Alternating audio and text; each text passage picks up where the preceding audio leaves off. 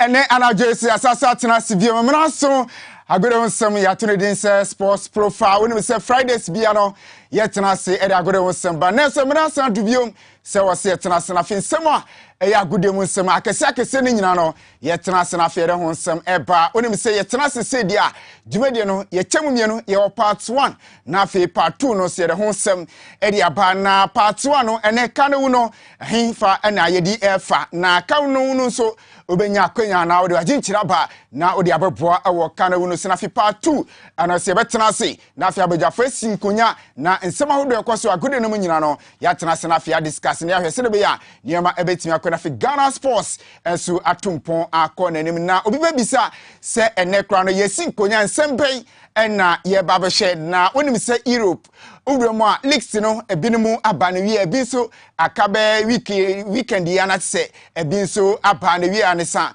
na ye bewremu ewo Champions League onim se on the 10th of June and a final game in Ebaso never ninia I know a Europe alone final game no Ebaso atano na eba na wi ye no na tise timwa ye fena se Roma omni Sevilla and editing San Marino for the first time we lose in the final game na some match na bewrem kakra tatis ben na Sevilla for edivrem na fi Marino de na ntimi anko yenti at this time no went me and trophy no some match no ye bedom score na hwese na ho sem se ochena nyame eya doma Manchester United wamo ani Manchester City Asia ewo English FA Cup final game at Sebaso na big game pa and Ebaso Manchester United ebeji FA Cup ni etoso dumiensa na anase Manchester City ebabeji ni etoso makomako enso and se bewremu na hwe both teams no obia sena ni strengths obia holding sena City na fe both coaches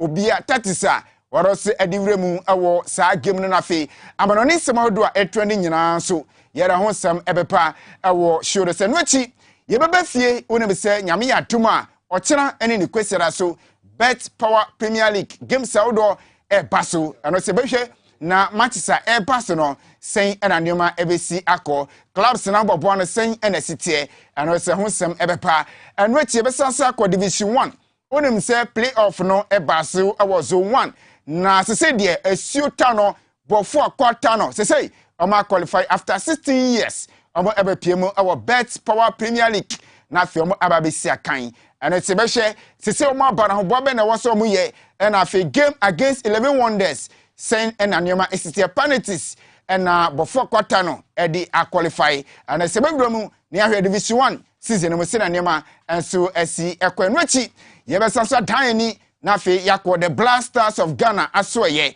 na onim say on the 17th of this month the Blasters of Ghana airport against Madagascar na AFCON qualify and Ebas coach Chris Holton sisi amodo kase wanem ne 24-man squad na squad na ebewremu na ahwese na nyoma site na fi ambobo a Ghana yedi ewremu awo sa game no so no and se bedom score Blasters womo training skill se na nyoma site and se behye na fi ere ho sempi e de abawei ani afie mahodo pi ani apapo ano ede ba onim se nyame adum ochena the Black Princesses of Ghana ese jenakono omni Nigeria for na airport na Nigeria for ese omo national teams no omu ntua omo kanti coaches ni kura no omo se training na de kura no omo nko na hosem te se onim se Nigeria mema no se esi kan ewo under 20 May World Cup to Jawa Argentina na esi players ni si sikanim maya wan ha match ni kura no omo emmo na omo Super Falcons omo se o playoff omo se awose omo bo omo ni Zambia na se si players ni se omo mo na coaches ni se ye de omo ka ye ntia enti sikasem na football nsesem na sports e bibirem de chese nioma nsa na koyi kra ni nyina mu no ye bawremu ni adom score ni awese na nioma esitie obenya akwanya na onso afre na waba adwumade no so nwechi so ye test line ano so na etweku wo screen no senti obetimi e de waginchire de afa na afia kinkan ni nyina enso kama pa e de amaw na ukọ social media handles na ano so obenya yen e wo ho Facebook bomodin se obe like na fi wa share ama unua so anye bi ahye na fi YouTube ano so obenya yen ho na fi Instagram bebia no so no obenya yen wo ho no metikan ho na fi dwane na yemfa asem no emfa embromdin e de Roger Imano from the Sports Monarch. Omo mutasho na chi Ebo Taylor, Kojo Fosu, Kofi Abrantie, Edward asare no ana afi nana prempere British man nyina eta show ne chia ena nyimre yedi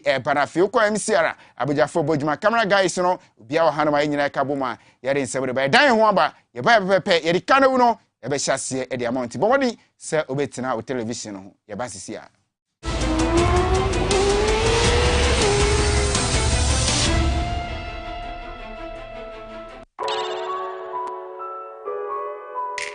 A state-of-the-art facility built with your family needs in mind. A medical center positioned for all your fertility problems and other diseases. Medimosis Clinic and Prostate Center. Our goal is to help our patients achieve and maintain optimal health. We have fully functional OPD laboratories in all our branches. Do you have problems urinating? Medimosis is the ultimate solution. Our Prostacure X capsules and Prostacure Herbal Tea treat prostate problems. Afromosis capsules gives you maximum performance, and for the ladies, Femacure X capsules solves all your menstrual problems. Locate Medimosis Clinic and Prostate Center at Adenta Barrier near the traffic light, Ashaman, Ajekojo, Kumasi, Ahirima Kokobing, and in Accra, Ministries after the Ghana Highways Yard. Call 0244 068 447. We accept National Health Insurance Card and all other private insurance card. Medimosis Clinic and Herbal Center,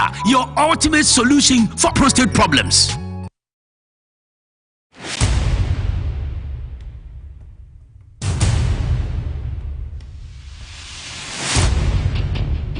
The average human body mass should have at least 60% water for optimal performance in any physical or mental exercise. We can help you maintain it naturally.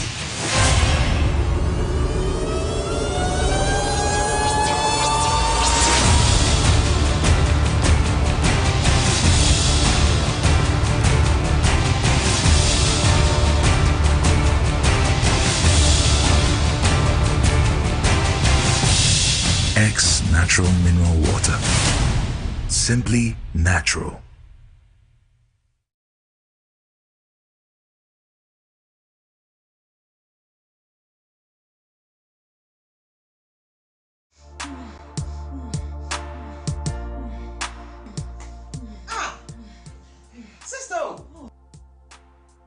No be a year coin na member from na da house with me.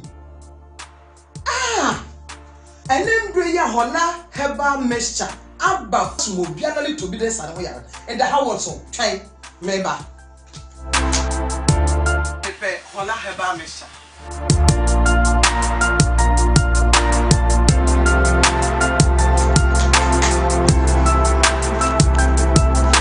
Hola herbal mixture. Mama nyama ya resa enti mini mabusia ekwamu se twitwe enfa mapom mini sem enfa ndi agro enti ebi na ebe boa me hu ho eno nti no me ka mu yare ibi ade mesi so ntum omba ye edri amona bo nya mfidie bi ende ko no betu wa no edri me nya edri bi aso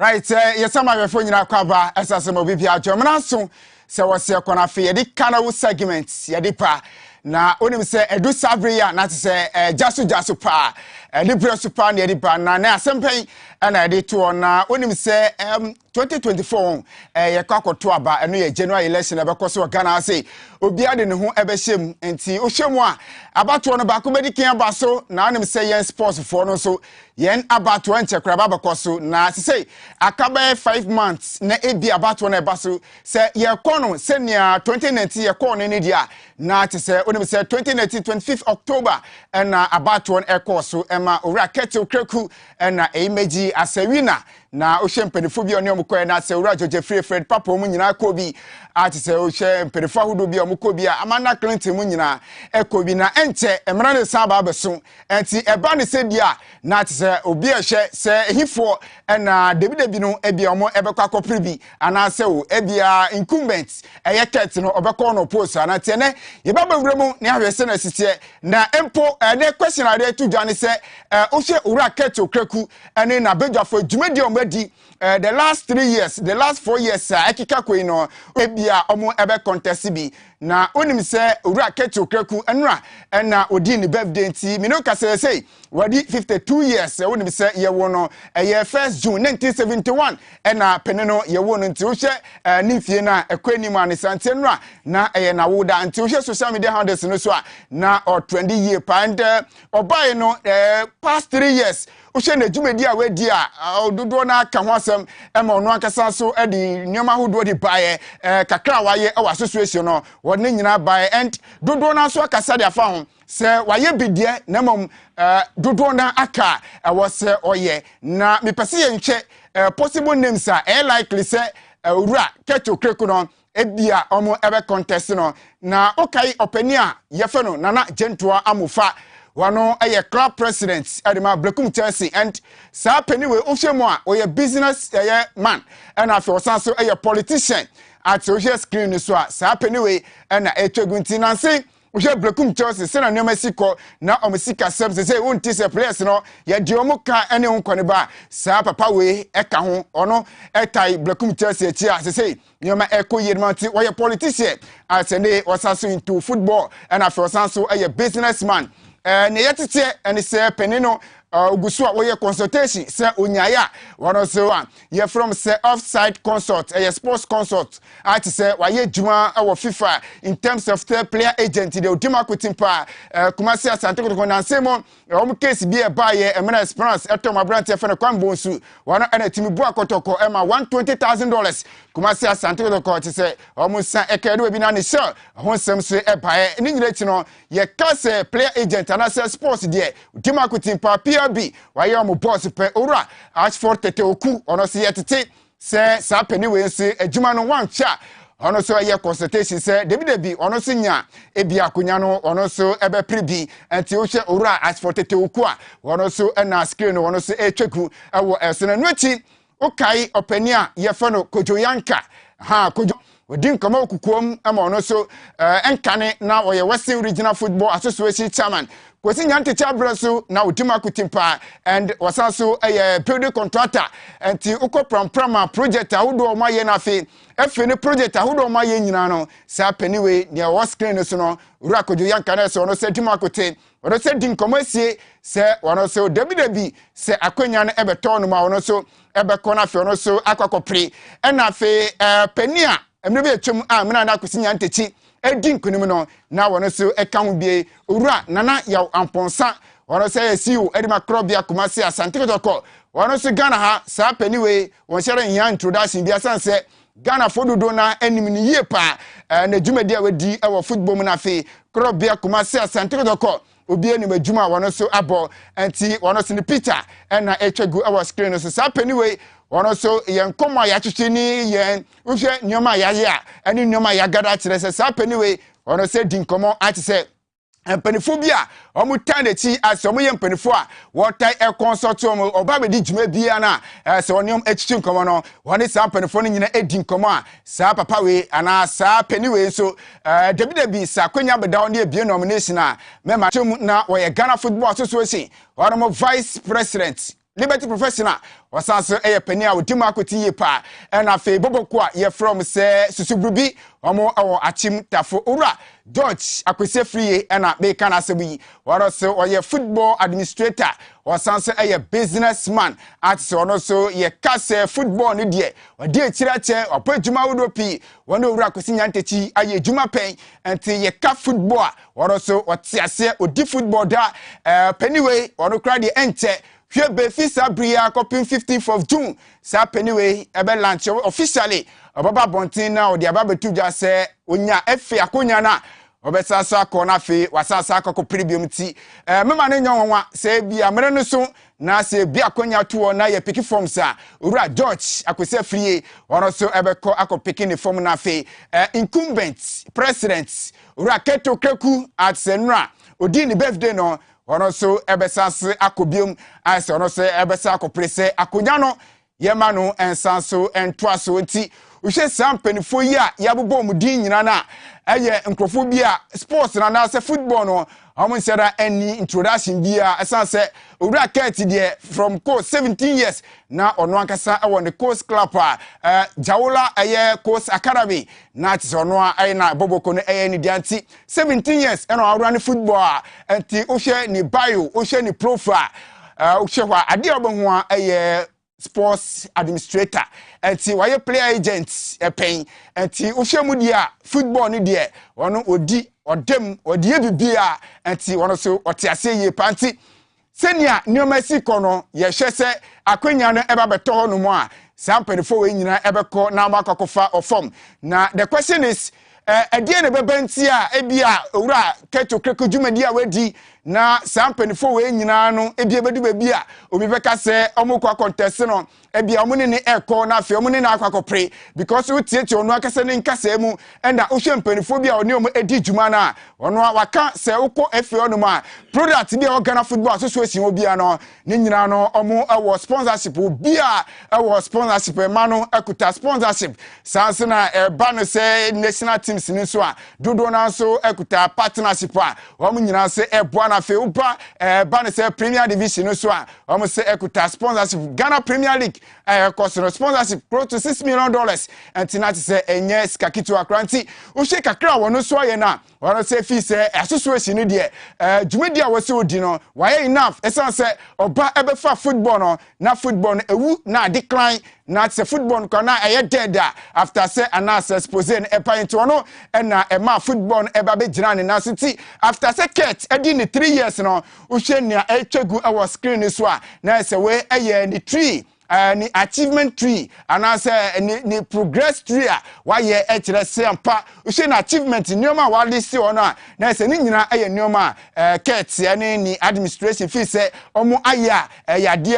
football no say wadu pampan so a ofi say wadu top as won share hunipa ebia obetumi abetu ni say cause in terms of achievement dia we ani nioma hodopia why ye na adibakwa omu ni say Ushe 2019 abato course our office college center yenyina yekoko piemu ushe nioma piemu adubabi na amafo eche laptops na ushe strategies amafo bi mu ayusu ye ushe sika efiegu ye ewo honomo na ushe nioma course na ebinumu account delegates edi asibe bia na fe bi mu hwehwe bi mu kura na omunya omo che gari ewo ho si chiche bi ene ade ebaye no yehuni esi ye peni baako wonu de ye kasenka brofo senka bia yemfa manifesto enfam betu oni ehuseo manifesto we de amudo yie pa owura Fred Papo na ohwe na dwumadi a wadi awa football manake wosoro yie pa esedu ho no owe kra se wotiase enti eba ni say in terms of election there ya na numa bebere ekom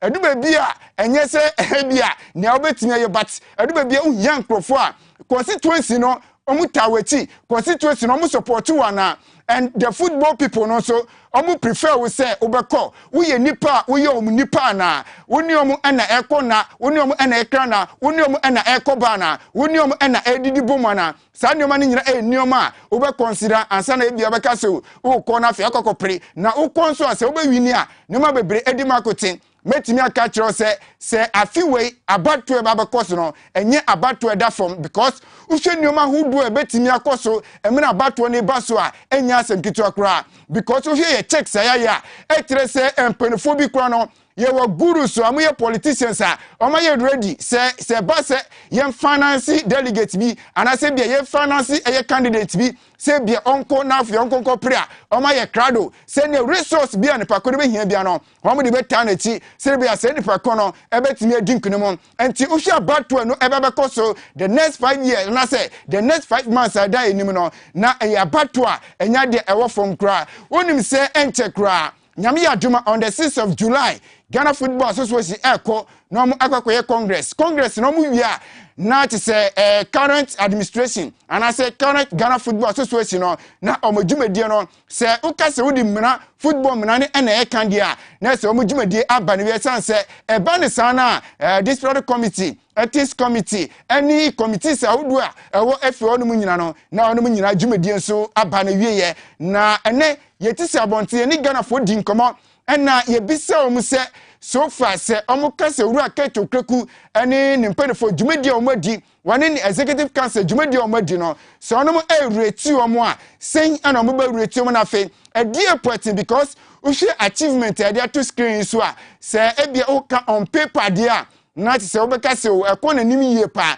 na on the ground no so sa na tie na ukọ ground so na ehọ no sa na tie achievement no sa na tie na ye kwa bontini Ghana fo ni bi edi nkomo yenko na fi yenko tie nsem a Ghana fo ni bi edi tuda edi faket ene ne mpanifo dwumadi a ono ma di so fa ne yenko ko tie na fi yemra Kete kreku abefa Ghana football no mi hu fa so papa bi a menya free so ono ani team Dreams FC kura no wontumi en control no Kete kreku ye mi hu no so fa so bi a say what say ko 4 years 4 years na ensa fa man say bio Dreams FC wontumi control Dreams FC now we say adai oba president boho ye dey football boho na waso otutuma in park no boho ni abo boho ni football inti misraw o se so wacheche football ama teams boss send no dia makotoko boss send no dia ma has kotoko ko African fiese ni ya duru hene has ko fiese ni player papa be pa na keku bae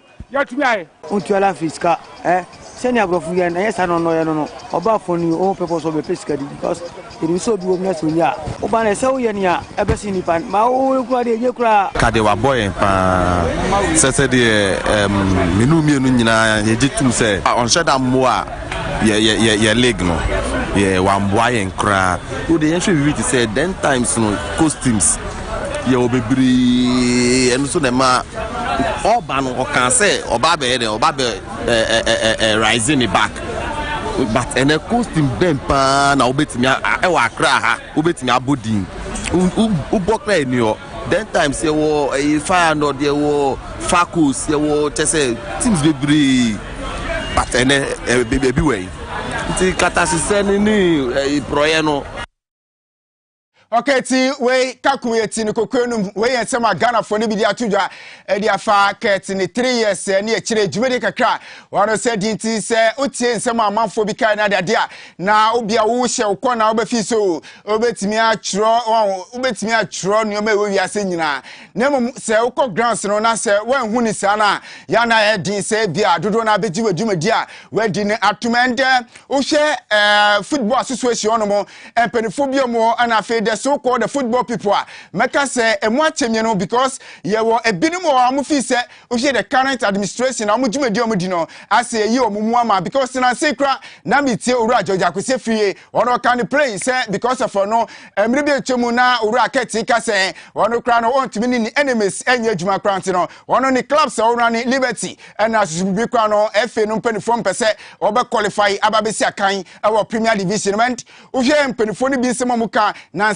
oro se kokupa ma ono se ba mountain ono se ba beka bi enti se system no se nyuma nse da nkoye e wo system na e basa na e din se ebia omo abontin kra no e be trust system no se na esi eye adwuma edifa ene obetimi aka se odi nyuma pi edi aba o ebia se de referees no bia omo sikasem ni eye and so the question is referees no omo sikasem ye no omo performance send the city ye league e course no every day bia no ye nya report e ba so match course no bad officiating coach say complaining players say complaining last week ya kin face am captain ababonte be complaining here say match course go referee verbally e ka se bi kire na enya asem a na e den na esefata enti obeka se waye bio now the ababonte but ukọ grounds na no draw so and ye be bisa say referees no am gadget kra bi am di adwuma no send the city e bia be kan dada na e wo ho na say ye kra no ye timi repair na enti e ba ne sana on paper obetru bibia kama odi baba bonti se bia waye say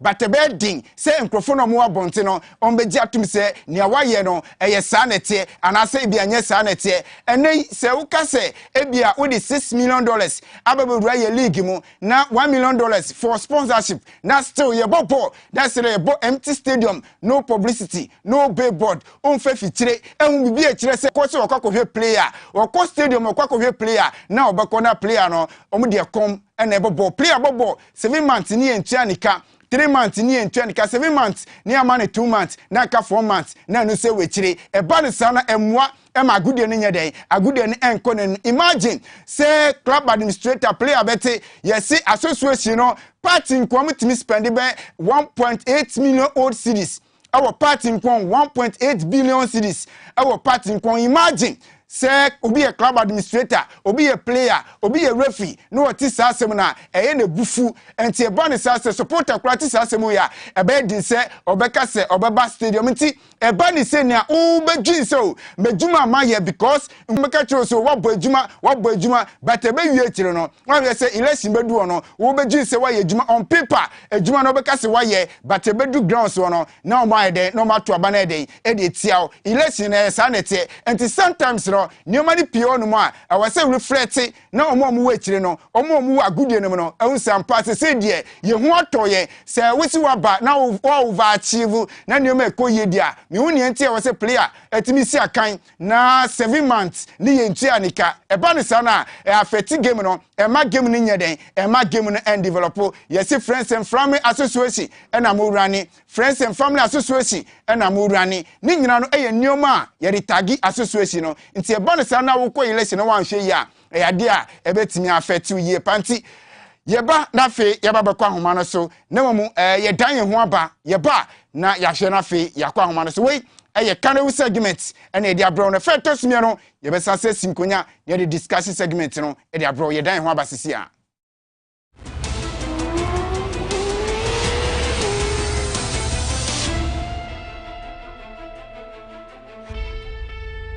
Score HD, the new exciting football channel, is now available only on HD Plus and brings you football from around the world. Watch Sadio Mane and Daniel Kuvitre in the top weekly match of the Bundesliga 1 and DFB Cup, Primera Liga, Copa de la Liga Profesional, see Ronaldo in the Saudi Pro League, as well as daily sports news every other hour. Also, get updated on Messi and Mbappe on PSG TV and many more. Feely on HD Plus channel 151. Agronaede, HD Plus, the Feely experience.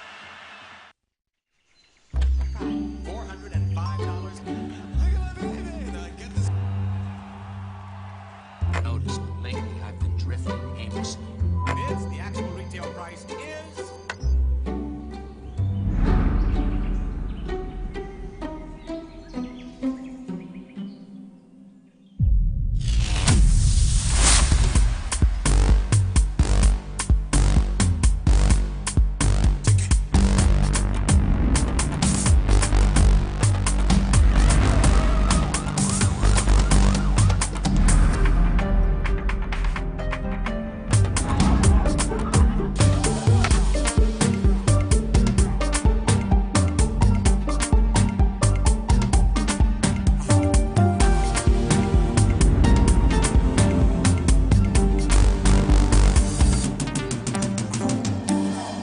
Cine, exclusively on HG Plus channel 115.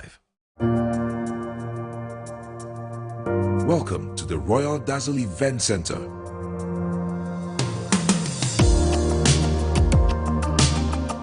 With a lush and well-maintained lawn and garden, you are assured of the best serene and comfortable atmosphere to organize all your family and social events.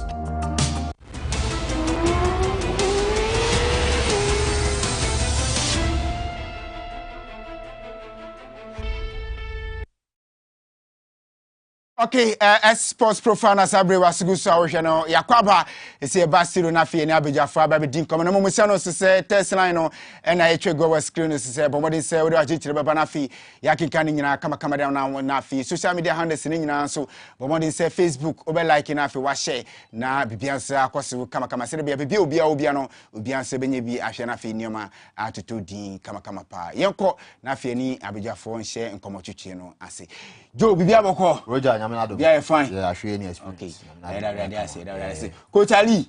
Yeah, fine. Okay, that's it. Now, you better say the Fiamono Nikakra, say Jose Mourinho, for the first time, we call the final, and after final, no Luciano, some be by controversies, be by big right, say referee Anthony Taylor, bad officiating, another day, and of course, Joe, young Remuna, young Hamono Nikakra. Well, I can say on the day, no, Jose Mourinho was a bit unlucky. But because we share from the start to end, a typical Jose Mourinho, I mean, defensive football and holding a club like AS Roma or Koyebi in the semi-finals against Bayer for Leverkusen or Shomu 1-0 room. And 1-0 no, the point or call away or call on the Pampes, goalless draw on the qualifier bar, final. So for such for the team of Crown in the Italian side, no, obviously no was a defensive mindset in the game plan. So that was one of the approach of the core game. But the game needed a much more heated, play between the two. And don't say now some playing in the first 30 minutes was for AS Roma so on settle Sevilla. So that's exactly what they did after say Mancini. They give us a split through pass in the Paulo Dybala or Oshe Kano. So second half Sevilla Ben Mombeti. So we realized that the two managers were raising the tempo of the game high. Every department and every minute of the game be not tempo no. So and of course so a game may live up to expectations. But Bibiana Jose Mourinho like he was due to the fact that Antoine Taylor was coach, referee and not Jinan Fifi, and the history between Antoine Taylor and Jose Mourinho in the English Premier League. They be on Beshi Antoine Taylor officiating and Mourinho no issue. So it's also played much more like a background to what we saw on the day. Because at the end of the day, now we have, in the field of player, just thinking said and can say a penalty, and then some much more some of the 50-50 balls maybe now more times now come Sevilla Bobo Kun more than AS Roma. So I feel on that part, this woman was not lucky because so 2 penalty calls na KB or Mujimu back cry and I'm sure say and Cameroon bet me win the game by 2-1. That's baby I'm highly disappointed in referee Anthony Taylor. But apart from that, game Nankasa from the start to the end, two managers never produce wonderful play between them. And lack also of the Europa League shifting on the side of Sevilla because 7 times in the Europa League final. So now Margie 6 or Margie 7 times in now. So it just declares that although yes, Mourinho enya lack on the side, but the lack play on the favor of Sevilla. And even the penalty shootout, it was clear evidence looking at the fact that winning the penalty by 4-1. So for me, I feel say a wonderful game between them. Mourinho were contributing the quota as a coach. Yes, for Roma, one moment that kind of style, that kind of brand, that kind of attitude, and that kind of hype around AS Roma. If you time crap on Veli Paulo Dybala, if you start form by surrounding all over the place because Paulo so as a person, lack and side. But I like the understanding of the game, the telepathy, the tactical awareness between the two coaches and the two sides. So I'm not brilliant at the end of the day. But luck wasn't on the side of Jose Mourinho. Luck was on the side of Sevilla. And I'm a Sevilla winning. So congratulations to them. Okay. All right. Titi, George the writer and I'm waiting in Kano. Coach Yanshe, Jose Mourinho. I'm saying last year didn't who come or have be. This time now I'm going. Yes. Jose Mourinho, a very good coach. I dare me pay Jose Mourinho here. He has never been an actor of the game. When you coach, I will ball a typical coach in football. Be coach Arrigo Sacchi, coach of the AC Milan 1989-1990 UEFA Champions League. Also, no so ambobo nibi, but ope coaches are almost soon idea game nima almost here. He's one of the coaches are also great, and especially with Italian football. Coming from Seno Mobo Catenaccio, and between coach Efreno Trapattoni mo obiti say Heleno Herrera mono Mobo Catenaccio di winning trophies in the 1964. Oshe Heleno Herrera in 1964 won the Champions League for Inter Milan, 65 won the Champions League for Inter Milan. Oshe AC Milan in 1963 no more Champions League. Nyoko Roko. No more game no. Ultimately, say a typical defensive player, a Italian team's neighbor. But Mourinho, a coach, be on also by in as much as he's not a fan of the typical Italian Catenaccio, once the Mourinho bus system be parking the bus, and in modern football, we should face a football and because G2 say above a football 30th November 1872 England, Scotland. Tennis say a bomb match, systems be the top 4. One Italian Catenaccio. But if that's in as much as a Italian name crano, a coach be free Australia and they buy a Austrian and they buy Carl Rapman. One of the Catenaccio by near the co Italy, my Italians in the J 1934, 1938 World Cups, you know. And so now being a total football from Renus Michel of Holland. And so now being able to say, yeah, your coach Samade. Yeah, the multi-system. We say Mourinho system, we are trying to pack the bus. Packing the bus is different from Italian Catenaccio. Yeah. Once the Italian Catenaccio deals with will be a friend sweep and as a libero. But Mourinho, the may defend the Jebona, attack. And this is a clear case of Jose Mourinho finance our from Porto 2002 with Porto in the Europa Cup, 2004 with Porto against Monaco. Our team share Monaco 3 named in the finals. You know, Oshana out Muse. No, he doesn't believe in fancy football. He is a result oriented. Yes. Yeah. Whether you boy any fool, at the end of the day, the trophy should be given to us. And Osha, even in 2010 against Tamowa in Milan, our Bayern Munich boy, everybody knew that Bayern Munich with the likes of Arjen Robben, Frank Ribery, bet dismantle in Milan.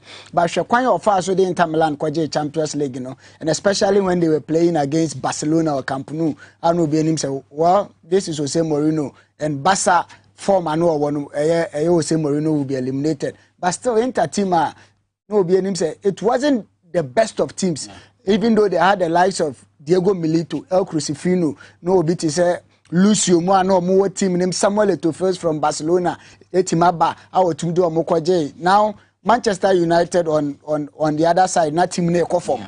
Mourinho buy was so Zlatan Ibrahimovic. How can you buy a 35-year-old guy? So only do team, but he made very good use of Zlatan or then a Europa Cup. Mourinho in the final, he has become. He had wanted to become the most successful coach in European finals. When he said Trapattoni with 5 trophies, Osha Trapattoni, one of the great coaches, football and so producer, and this is a coach on also ball Nibi. And in 1963, 1969, was the Champions League with AC Milan. But Osha his successes in coaching, in 1977 with Juventus, 85 with Juventus, Inter Milan in 1991. Trapattoni is an actor of the game, but Mourinho and Mobo Nibi. And to so no finals 5. No winning no. It seems I would choose Mourinho ahead of every coach. In as much as Carlo Ancelotti at Champions League 4, no. For somebody not to be a footballer and be able to win every final apart from this final, no, he has been a great coach because an Osha football it will be very difficult for somebody who has not played to become a coach. And this is how we lose a final, especially when your record is being broken. Sevilla from 2006 said Joe Kayano on lose finals 7 times. Mourinho from 2002 and lose finals. So if we are talking about these two teams, and especially when they are playing, it means at the end of the 130 minutes or 90 minutes, you know, somebody should lose a final. And it's not going to be a final, it should be 4. Yeah, finally, it should be 5. To extra time. That is the point. So it tells you that these two teams now you lack. ABS and Kiye, penalties for there wouldn't have been a winner. Because Mourinho will never lose a final too. And Sevilla also never lose a final, especially in the Europa League. And I love the game because this is a curtain raiser to the Champions League final. This is a curtain raiser. We share the tempo of the game, especially in the second half. I was surprised if Roma could have played these type of games, especially in the Serie A, they should have qualified for the Champions League. Mourinho, I think at a point in time, no one is it is easy winning the Europa League than playing the league and qualifying to the final Champions League, you know. And I'm one of the, but at least Mourinho has made Roma a very good team. So also Roma, apart from Francesco Totti, again Rebecca for Roma. Yes, Cassano came, De Rossi came, Omoja players, but Totti was the god of Rome. And I said, oh, Roma, Francesco Totti. But Mourinho buy and Roma, so be team, Obi Ebonidi. And even Omunshara needs our players now. Maybe I would compare other clubs. Maybe might be better, but it's like now Obo Roma as a Mourinho. So far, AC Milan, Ubenyo bit is a Carlo Ancelotti. Ubenyo bit is a Palio Maldini. Ubenyo obi ti say later existing Dos Santos Ricardo Kaká. Ubenyo obi ti say Gennaro Ivan Gattuso. So oko Juventus ubenyo obi ti say Del Piero. Ubenyo obi ti say France striker your friend is David Trezeguet and a Buffon, Giorgio Chiellini. Obia players. But for Roma bebo only Francesco Totti. De Rossi was a very good player, a committed player, but only Dina Bema Nkofo Stadium say me kwhwe De Rossi. But Francesco Totti was the prince in Spain, the god of Rome. So on the match no. Enti Mourinho buy no. E Dibia Sabeka Roma team no. And as ya kaso obi nka Roma. E bi kure bi be Roma 2006. Because they don't have iconic names no or team name, but they produce great players. Yeah. Even Oshe right back here called PSG or they buy AC Milan. He has been good. Okay, but Roma any team because even call Rome one a team foreigners and able because it was about 12 teams in the whole room. And your cast young boom na teams in number 1 and 11 kaboom and Omote Lazio. And Rome there Roma for no omonte so that is where the rivalry started from. And Roma league in his NYJ, he has won less than 7 league titles. It is not a team they be because of expect to more finals. Game one as a competition. But this is Mourinho, 2 years in Rome. 2 finals for Roma. Magic trophy back. Conference Cup. Okay. Enti Coach Ali and Amotine Kano, Joe Yenshe, Nyami Admo China FA Cup final no Sebaso, Man City against another close game. Another close, very, very close game between Pep Guardiola and Eric Ten Hag. Ten Hag first season, I must say successful because for him to come from Ajax, which many United are qualified for the Champions League, and AJ Carabao Cup. I mean, a huge significant, achievement, Emmanuel, as a coach. And, after Alex Ferguson, free Honoma, Louis Van Gaal, Eddie Omeji FA Cup, the following season, Jose Mourinho by Eddie Omeji Community Shield, AJ Carabao Cup against Southampton. So, AJ Europa League. Jose Mourinho coach, only post Alex Ferguson, only Man United, AJ 3 trophies. As I said that, I'm going to try a lot of coaches and some of us settle on Ten Hag. Ten Hag buy or the style of football and that kind of belief in they are buying to the team. I'm not buying to the team. If you're Cristiano Ronaldo, now when you're serious, free team no more. That's the strong statement. I was in the locker room, and that's we captain now. You're better bench. Exactly. There's no mercy for anybody. You to me spell will be a say be a who your favorite answer when your favorite. Or performance that was say prove it. So that's how other shape players now dream. And lo and behold, no more to me. Any other Carabao Cup they are told safely, and I from walk about the FA Cup against Manchester City. I mean, United winning 12 times, right? 2 behind most successful team Arsenal, or margin 14 times against team City, margin 6 times. And this is a City team under Pep Guardiola. And we've seen how far they've come as a team. I mean, team 3 times on the row, the Premier League, equaling United record in 2007 to 2009, and then 1999 2001. So they are yet to go on the treble. Some chasing treble after winning the Premier League. So there's a lot more to play out for. But on the end of the day, I think it's about the team will be taking the chances on well, and United will have a lot of work to do, especially the defense of United against Erling Haaland and Julian Alvarez. You can say so Martinez and Sunni Hui. Martinez so you only be counting on Rafael Varane and Lindelof as the two, and I almost know Martinez you can say Varane partners a much more solid chain. Lindelof you can say Varane. So I'm tending to believe that they need to work on because United has more build almost build up. Started from Martinez. Yes, Martinez started build up. Yes, so that's the modern game of build up from the back. So they need to work on their telepathy more because who face the team are creating more opportunities and chances.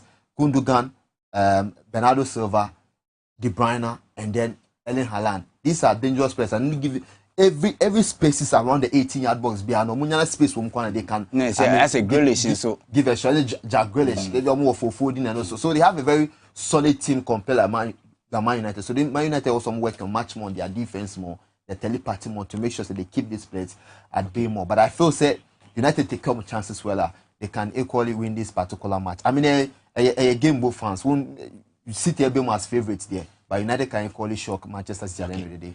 All right, Senti, George the writer and I'm watching the messages, Kakraba, we say I'm Yima photo watching you from Asinfusu, no yenya ono so edi ebaye, sansana ebisu we say your friend Steven Mofra or the fee ahafu and ono said ebaye, was see you guys are doing fantastic job, keep it up, and ni ono so edi ebaye, and I feel we say I'm watching you live. I'm watching the show live from my cottage. Keep it up. Good work doing. Nese no ye ni ono so edi ebai. We Ras Anat what the feel la pass. And ono so edi ebai messages no edos. Mne kone nimu no na ye hwe na fe ye kinkan ni nyina kama no. Coach by 1 minute bi na ye rap na fe ye mrefi. The FA Cup there it is just one statement. Man City have something to prove, and what they want to prove is to equal Manchester United's treble winning team, you know. And now they have a league. And beating Manchester for the FA Cup is not any big match for them. This is Manchester City. He has been beating all the teams in England. And also the quality at display. From time Pep Guardiola buying, Manchester United has spent more money in player purchasing than Manchester City. But Manchester City is winning trophies. And it, as Joe said, everybody wants to see Manchester City winning, but Ten Hag that kind of mentality say this is Manchester United. We need to play the beautiful football and win matches, and he has that kind of confidence. Now say Alex Ferguson kuta Manchester United. That is going to make the game very beautiful and very difficult for Manchester City. But me I'm there. I just wish Pep Guardiola be January treble. Okay. Enti Coach Ali so na moteni kan ye be fie na Medimosis say menka chiro say ene say prostates e yo how ba kwa betena wo so ache na wa pra we chi sa ohun ba bia wo say wo de wani kira wo say ukọ Medimosis ono ma so na fi omutimi bo yipa or the Prostacle Herbati e dia ba na fi Prostacle capsules eno so or the abedwa so eno say e bo yipa anti o how bia obia no bo modin say obekọ Medimosis for so na fi omutimi bo ano chi no wo di Prostacle Herbati edi bow no na wasan so e bow se de be a Prostacle S capsules no and this de bia da awase wonya no so bi na afia no sitimi bow se de be a prostate no to nyina so e betimi atwa na afia bow e bi o prostate no bi a ojun so a so ko bi on so e ba na se e twesi on e bi on so a ojun so na se oti nka oti ya awo ni bemamu ene hu kan be nyina no bomodin se obekọ Medimosis onoma soye na afia omutimi mu na serebe ya bibian sebe kosi dem akumase omo ewo ahenema kokobin na afi obohu omo ewo adenta barrier hono so ukwa obohu omo na afi ukọ Accra so a omo ministry se ho na ukọ obohu na afi ashama onomo ewo aje kwadwo ho na Medimosis omo aso mi pacho bomodi se obe 0244 068447 0244 068447 na oni Medimosis empedefo etimi abo enkomo yepa Joe yenhwe Blasters squad ediaba Bobo Ghana against Madagascar. I'll go through the players from goalkeeper to the attackers and I said the strikers. No, there's one thing I can't see across about how all the players in and numbers will make here in the year under review. We share from only goalkeepers maybe from Jojo Wallacott, Nuruddin. No numbers in the end also. I mean, around 500, 600 minutes the year under review. I mean, Nuruddin a second goalkeeper for Jojo Wallacott's Obayoko injury since February on year active here. So that's the only deficiency. And I say area and more numbers near call less. But we look at Atizigia, a goalkeeper for St. Gallen's or J best goalkeeper for the club at the end of the season. And, you know, he's up there and we prove your trying to say yes since World Cup time Jojo Wallacott injury, you know, or stepping up to the plates. I mean, now be the favorite now as the #1 goalkeeper, and we share the defense as well. I mean, you're running through both the defense and the midfielders. Obiano will make it less than 1,000 minutes the year under review. Obiabo more than 25 matches. Obiabo more than 25 matches. So I just say. Coach in the air players are more consistent from club size. Obia be one favor say be I went to me and one favor and cause offering near the but you look at the players now from now, you realize say Obianya more than 1,500 minutes. And so when you're more than 1,500 minutes under you as a player and the year under review, they just say either say we are first key player, we are alternative. All the time Biano say if in your man we need the second person you rely on you or Bible. And so we running through the scan so you realize say once all these players have this a lot of numbers under them, it also tells clearly say then players are they will give you what you want. The only players say we numbers a bit less, but no crap more than 1,500 was Jikuni Alidu Seidu or injury during the season. But we be they've also made significant numbers. And players are more consistent and looking at the game plan. Some players also come in to prove him say yes they can equally step up, especially in the midfield. For instance, there was this talk about say Yamfre Majid Ashmeru, but Majid Ashmeru buying against Angola or trying what he can do. Axis as number 8, no. Na particularly he stepped in well with Salis being the base. So you realize that or person build some kind of cohesion between the players to understand each other because we are a national team. Consistency must be there, and the core of the team must always understand each other. So that's one thing, and factors are cutting through the call up, and against Madagascar, just 1 point in Group E, but they would like to prove a point because the Madagascar team, most of them players now a team like Chan team, and so then the Chan tournament or Algeria. I think I'm call quarterfinals or semi-finals. I'm call that far. So they are looking for some more building from there. So I think there's a lot more to look out for. But squad need there, although I have my own 1 or 2 questions about it there. And squad now okay, man. I'm looking at the core and how our telepathy between are working on. Coach Kakra Blasters now. I am somebody criticizing coaches collab because and I say one free player work of friend now one home so let's allow the coach. He has been paid to do the collabs. Now who failure now aba now if there was a catcher on your catcher and so collab I think for the first time this is one of the best collabs your coaches now they are the non-Ghanaian players are in name why be him one friend. And me, I don't have any problem with it. Let's allow him to do his job. Say, "Yansha betina yeah, more being cancer the enye." Yeah, make it as enti or no unfriendly players. Now, now we are there. Yeah, the baby in same amount. Who could feel so they are now bad there. Any yet ha? Yansha there was a catcher on your back catcher. So, what there? Uncle game nimra no bar no so there was a catcher in the back catcher. Okay. All right, Coach Ali and Motene Kano na. I wouldn't say before quarter after 6 years, I'm qualified by league in Mababisia kind. Now, I'm only 11 wonders, no, almost share more on penalties. I'm going to qualify. Now, I'm qualified, no, Penibia Casa. Okay, honorable Buffo, Ewa, or no, MP. Wakasa, now I'm perceiving good seeing in several clock. Can I say about 4 quarter I qualify, no, or catching perform 10 see ya. So Yano Coronation Park, Omunkona Munko CC, Celebrate Club Licensing Board, Ebija to Nafi, Messiaka, Yenti the Casa Nafi, Yembra Martinecos Nafi, qualification, Yembrano. So. We name what the club licensing people will say, but I will recommend to management of Bofakwa, say immediately, Omu invite club licensing for no Mramhe stadium, no na Omu recommendations Bia Omu, Omu Emma.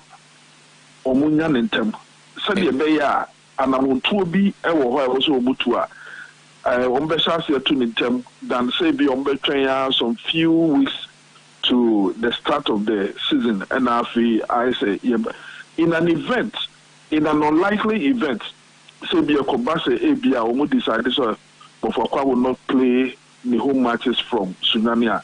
It will go a long way to affect the club. We should avoid that by all means. And the only way we can avoid that, and then they say,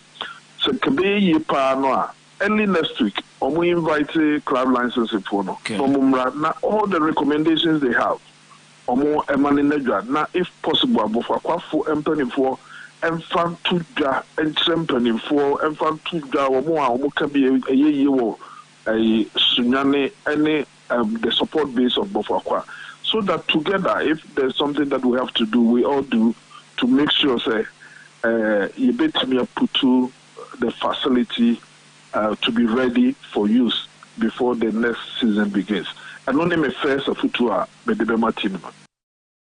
Eti honorable Ignatius Bafowa ono AMP Sunyane West na motise wakasa no Coach Ali before cotton after 16 years omaba Premier League no bisa ya fe Tanabo for Kwani BA United, and maybe I've always wasted Tanabo for Kwabeja BA United because so two teams in a back where close to Hasselfolk na back where close to Sante Kotoko. And to me as a phobia and the name person and you see, so I shall turn up for qua last 2 years. Nanka was so mobile. And in Tokwasem, you did 10 points. Last year, you know, you see a turn up for quantity member, you might be break also. Last game, you know, was saying could be. But for us, young boy, Finabas, or Muche, Muno, Abua, Yantin, Tokwasem. But I have my reservation. I think there's a ball league in India. We will talk about you better not say near share who's in said the share league, you know, now share Nipenko Stadium. I've heard a lot about people saying it's Ketu Kreku, but me, I have my own reservations on club and penny for turn up for choir there. But the club licensing board, is it a functioning body or is just there to represent, say, ensure club licensing? Some Juma. Every season, Omudi can acquire pro first, echo a chili no massive. Okay, last Sunday na manager work. One who stay pitch no. Oh, say work the club come as a week. Na if na the win na so mu ko. And the club licensing board there na yo omujitum. Because omutimi ka kire so wo de yamao this is a board that omutimi ka say Accra Sports Stadium nya fit for Ghana Premier League. But the same board timika say West Africa Football Academy Stadium no. Wafa Red Bull Arena.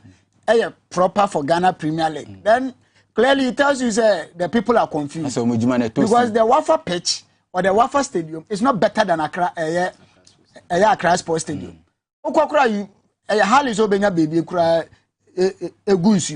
So me, I don't know the work they are doing.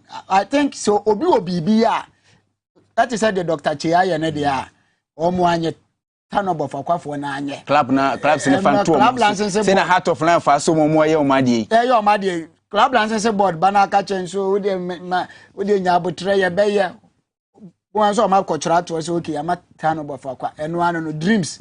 I call 2 times this year. Pitch no the last year net no the same thing net year hwen so san wo ho. Say be nana o maye bibia nwumre dia menim. Enti so we brekum Chelsea Golden City ESCO member timika kire ye say ono de behwe Ghana football behwe Nigeria movie club license we don't throw the foot because we never down but that cry. So these are the people who manage Ghana football and automatic club licensing board. Okay, me I think that it is just a board that you for say FIFA bani ebuze say club licensing board for no when ya no mo si akaso o muni ba say o madwuma anka so omoye no ni hu so omoye o madwuma. All right, see Coach Ali na motini nkano na makojo so na bo se league fixtures na crowd obetimi dia to so na mom afro cine me kan for dem ma se de bia da obenya ahwe ewo HD plus decoder no so channel 115 ho na de bia da bo se we do channel na beto na se de bia no movies outdoor action movie comedy movie romance movies nyina no obenya bi ahwe ewo afro cine decoder no so say movies na opese wo hwe dia de bia da bo se onu abusafo nyina de bia mo bo hwe decoder no so fufufu utia 150 Ghana cedis after 2 months na free nyadia obetie skabia bi umpewi na opeden bomodi se obenya decoder na bi na fi etimi abo se de bia obenya movies kama pa ahwe jo me pese e bia division 1 kakra na fi Wura League nim na ye kwatie for I think say it's been a long time coming for Bofakwa no I say one of the things say to me Emma league no so quick is due to the fact say traditional clubs are on my theater for a very long time but back bringing that excitement, you know. Time ana, you can say the youngsters. Come to die or money hobby. Dream says you could adopt the stadium. Normally the Premier League back to the first season, a lot of people came to the stadium to come and watch them. But the first time Techiman City from Techiman, team free Techiman about Premier League, Techiman City. That first time Kai has any protocol call on stadium here, Macrama, I want for crap with the chess, passage the free every stadium, no move or slow move here. So people were much more excited. The same thing applies to Instruction. Mama qualified by for the first time Premier League club are qualifying the people of Instruction. Look at the excitement they buy matches on no one that say the league, the only one defeat pen when you're at home. Oko BBNA at the same thing. First time BBNA go stars about Premier League, pro BBNA much more excited. The same thing to Samatex. Since 1992, almost 98 almost to come into the Premier League. Umba Premier for the first time, the excitement was there. So the same thing applies to Bofakwata and Wasama back into the league. You look at the excitement there on them. But the whole thing is that shared last season and this season. Teams are more free relegation Division 1 Eba League. Only one team between last season and this season. 6 teams only one team penalty to me relegation, which is Kotoku Royals. Relegation. But apart from that, all the teams of relegation by between last and this will be unless you about this is or more some maybe I say new ones on by number count there. But you realize what affected Kotoku Royals are or for the league for the first time almost relegation on one chair is the fact say Omonyo Manka some stadium. Now Moka saying Omo qualify and Omo paying for and Omo ministers and Omo MPs and Omo buy Omo beji sign no sa. So MP no akase o aban. Sasa na wona me ba no. No me kasa sa na ye be boa mo na be stadium e ko. Afei Kotoku no must relegation no. MP we so abeka the same thing. You have to show working. But yeah, Jumani also okay. Coronation Park no one ye when we stand na mobile matches 1 minute to me aboa. Why na sa number kasa the Chinese be there and there sao. Mo Kotoku Royals there to at home here. Okay, to George the right now about in Kanoti Sabre ko nyina no so betimi afre now so do agitira boboy wo djumade no so ye ka Mufa Premier League no fixtures no fanto so na afi ye ka no ho asem no nyina no betimi afre na afi so do aginkire ababoboy e wo djumade so to we fixtures na e etwego no message no skakraba we say ye fe no OB Black and I say OJ Black or the fee Achim Asene and or the buy was see you guys are fantastic, keep it up. No ASMR one also Eddie buy any dear kakra or no city ban one for sending voice notes now as a move. Okay, we Sufi Abranti Fano Kalaputa and on also Eddie buy na one also say one dear or catch a blaster coach no say a beya one drop the day you na the day you bobo na or say my party the spirit call down the name spirit cry or can say party the spirit call down ti beya coach no and drop the day you and no any on so the buy. Hello, good evening. Odin we be akasa free. Okay, we so betimi afre na fe also waba djumade no so e bia homa no dia tum obon se no mess no na etwegu wo screen so no coach yen hwe na o chie wie ye Bet Power Premier League matches no ba so Premier League nde ya bowie e wie do obeje waje na omo ko relegation no aka one team na sisi ye hwe so no so e be kan we say between Karela and Olympics and Ken Faisa. Oh, that be so on the so on the oh no, I Guana last week. Faisa is a Guana last week. Also the Moko Castle. On the said they are Guana Bekasa. But this week I'm not seeing any interesting match. I think the only interesting match is becoming Dreams and Accra Great Olympics. Osha no more in a battle for relegation and at the end of the day, Dreams as a warrior teten ho anesa. Na Great Olympics you show your victory be on so teten ho anesa. Apart from that, I think Has and RTU is not any game there. Bema there is no excitement in House of Folk. They play as if said there is nothing at stake. That's I mean, so what Has even you no Moji League no. The last 4 games they lost all the games. Last season, especially RTU in win. Has you needed to be in the top 4. No amount you are shining for 1. This year, see, so share has modern but this year. I think Coach Okulu. I am one person I'm calling for the head of Matic. But Okulu as a stance now, I don't know why he even trains the guys.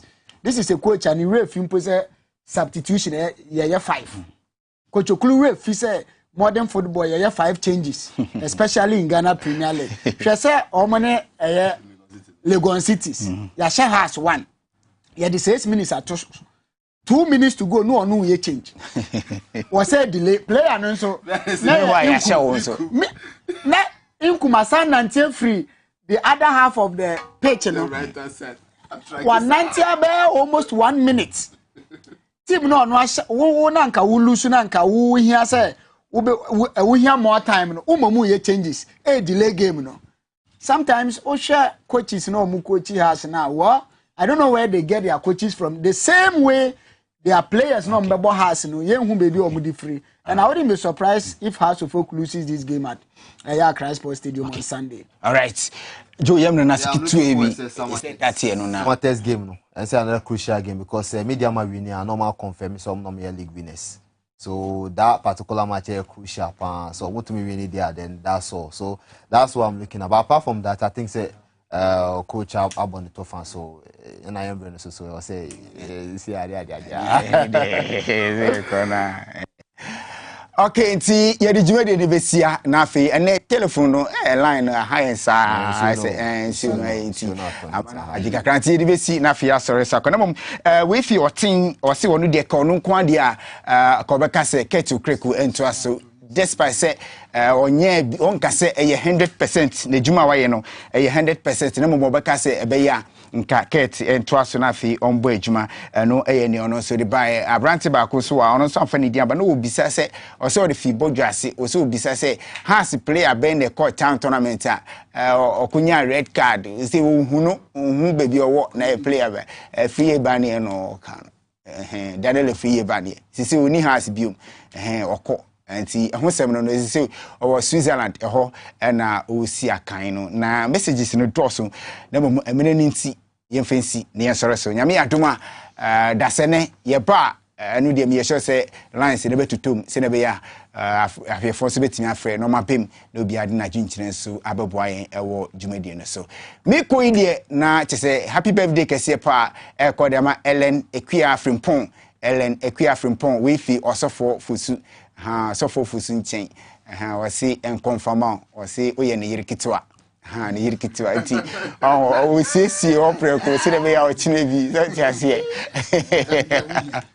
enti ehosem no ye de jumede na siwai ye sore sako na mo ye obi o nipa me mbi obeso chem ekwande na boase yes na say atete nsem bebre eyo oboase na amram fo no mapi yes me no modi nkomo mo se bi apie but obaba ko so asede bi che omo yere ne nso be kira ye nwa ne namfo ehia pa Gladys Ayera no ye djumo ghana.com okay oni akete si e friend Nelly on ye CEO of Nelly Kuto omo so mo hwe show ni ti e che omo nyina Coach Ali na mote ni nka no nti Ayera baby o we boko zeti ase obi anti ehosem no medin adi roja Emmanuel from the sports monarch George the writer and afi Coach Ali ona so eboaye machine no bibia ekoso kama producers nana prepare the British ma Bo Taylor Kojo Fosu Edward Asare Kofi Abrantie omunyina apojuma MCR Raf director and afi Davis